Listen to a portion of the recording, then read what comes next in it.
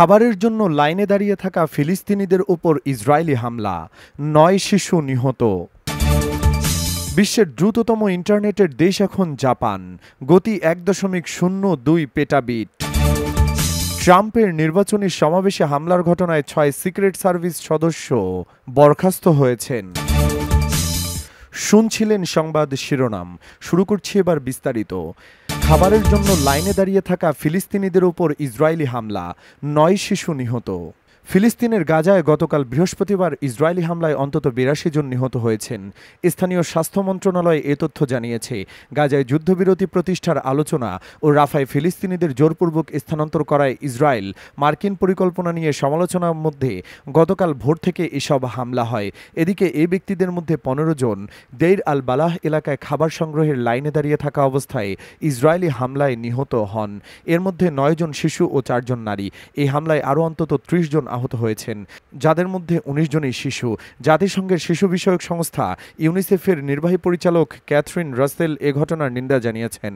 তিনি বলেন, সহায়তা নিতে আসা পরিবারগুলোর সদস্যদের যেভাবে হত্যা করা হয়েছে তা একেবারেই অমানবিক।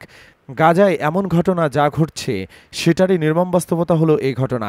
মাসের পর মাস ধরে এখানে যথেষ্ট সাহায্য ঢুকতে দেওয়া হয়নি, আর সংঘাতে জড়িত পক্ষগুলো বেসামরিক মানুষের সুরক্ষা নিশ্চিতে মৌলিক দায়িত্ব পালন করতে ব্যর্থ হয়েছে।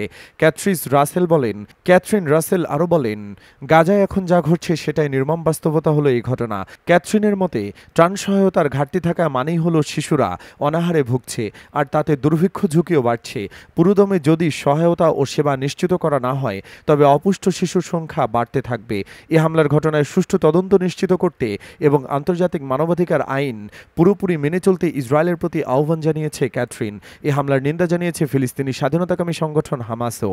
তারা বলছে এটি গাজা উপত্যকায় ইসরায়েলের চলমান জাতি হত্যা অভিযানের অংশ। এক বিবৃতিতে হামাস বলেছে, ইসরায়েল এখন স্কুল, রাস্তা, আশ্রয়কেন্দ্র ও বেসামরিক এলাকায় নিরীহ মানুষের উপর নৃশংস হত্যাযজ্ঞ আরও বাড়িয়ে দিয়েছে। এসব হামলা একেবারে পরিকল্পিতভাবে চালানো হচ্ছে, যা পুরোদমে জাতিগত নির্মূল অভিযানের শামিল, আর এই অপরাধ পুরো বিশ্বের চোখের সামনে ঘটছে। ইউনিসেফের নির্বাহী পরিচালক ক্যাথরিন রাসেল এই হামলার নিন্দা জানিয়েছেন। তিনি বলেন, সহায়তা নিতে আসা পরিবারগুলোর সদস্যদের যেভাবে হত্যা করা হয়েছে তা একেবারেই অমানবিক। ২০২৩ সালের ৭ অক্টোবর ইসরায়েলি হামলা চালায় হামাস। এতে ১,১৩৯ জন নিহত হন। জবাবে সেদিন থেকে গাজায় তাণ্ডব শুরু করে অবৈধ দখলদার ইসরায়েলি।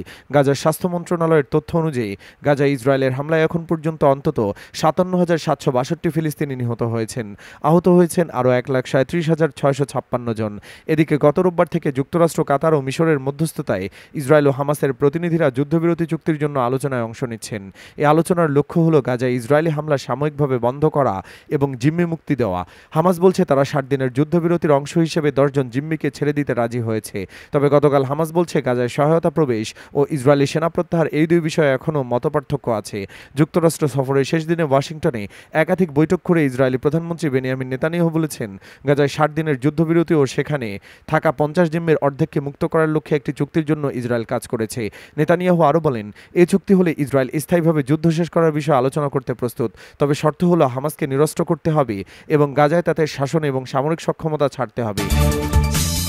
বিশ্বের দ্রুততম ইন্টারনেটের দেশ এখন জাপান, গতি ১.০২ পিটাবিট। বিশ্বের সবচেয়ে দ্রুতগতির ইন্টারনেটের দেশ এখন জাপান। গবেষকরা প্রতি সেকেন্ডে ১.০২ পেটাবিটের অসাধারণ গতি অর্জন করেছেন, যা চোখের পলকে পুরো নেটফ্লিক্স লাইব্রেরি ডাউনলোড করার জন্য যথেষ্ট দ্রুত বলে শুক্রবার এক প্রতিবেদনে জানিয়েছে এনডিটিভি। প্রতিবেদনে বলা হয়েছে, উচ্চগতির রেল নেটওয়ার্কের সেরা বিমানবন্দর ও ভূমিকম্প প্রতিরোধী ভবনের সঙ্গে জাপান তার অবকাঠামোগত উন্নতিতে আরও এক ধাপ এগিয়ে গেছে। এটি বিশ্বের দ্রুততম ইন্টারনেটের দেশ। জাপানের national institute of information and communications technology একটি প্রতিবেদন অনুসারে দেশটির ইন্টারনেট, ওয়েব ব্রাউজিং ও ডাউনলোড গতি যুক্তরাষ্ট্রের গড় ইন্টারনেটের গতির চেয়ে ৩৫ লাখ গুণ বেশি। সুমিতম ইলেকট্রনিক এবং ইউরোপীয় অংশীদারদের সহযোগিতায় এনআইসিটির ফটোমিক নেটওয়ার্কের ল্যাবরেটরির দল বিশ্বের দ্রুততম ইন্টারনেট উদ্ভাবন করেছে। এই ইন্টারনেট ১৯ কোর বিশিষ্ট একটি বিশেষ ফাইবার অপটিক্যাল কেবল ব্যবহার করে প্রতি সেকেন্ডে ১,৮০৮ কিলোমিটার বেগে ডেটা পাঠাতে পারে।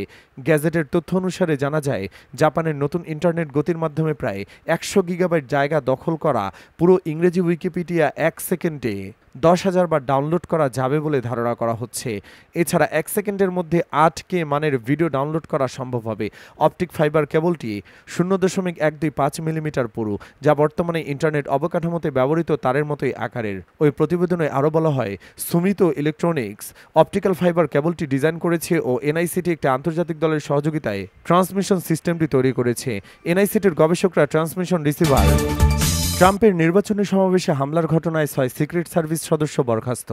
যুক্তরাষ্ট্রের সাবেক প্রেসিডেন্ট ডোনাল্ড ট্রাম্পের উপর গত বছরের জুলাই মাসে নির্বাচনী সমাবেশে চালানো হামলার ঘটনায় যুক্তরাষ্ট্রের সিক্রেট সার্ভিসের 6 সদস্যকে শাস্তি দিয়েছে। গাফিলতির দায়ে 10 থেকে 42 দিন পর্যন্ত বেতন ছাড়াই বরখাস্ত করা হয়েছে বলে বৃহস্পতিবার সংস্থাটি জানিয়েছে। এই ঘোষণা এমন এক সময় এলো যখন 2024 সালের 13 জুলাই পেনসিলভেনিয়ার বাটলার শহরে ট্রাম্পের নির্বাচনী সমাবেশে ওই হামলার 1 বছর পূর্ণ হতে যাচ্ছে। সিক্রেট সার্ভিস জানায়, অভিযুক্ত এজেন্টদের নাম গোপন রাখা হয়েছে ব্যক্তিগত গোপনীয়তা আইনের কারণে। তবে হামলার পরপরই তাদের সীমিত দায়িত্বে রাখা হয়েছিল এবং বিষয়টি অভ্যন্তরীণ তদন্ত করা হয়।